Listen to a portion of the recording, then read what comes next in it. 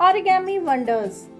Lay out the materials together, that is, the instruction cards which are double-sided printed, along with the origami sheets. Explain to the child that they will fold the origami sheets to create animals and objects such as fox, dog, flower, and a flower pot, following the guiding images on the instruction cards.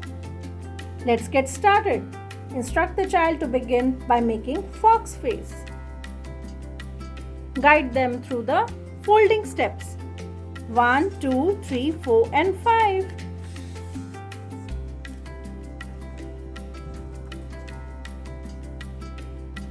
Next, follow the step 2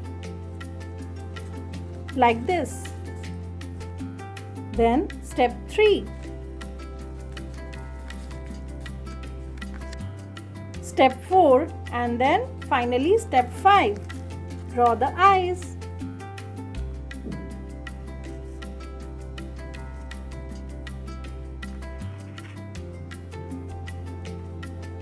Once the child completes the origami fox face, take a moment to review their creation and praise their creativity, patience, and perseverance throughout the activity.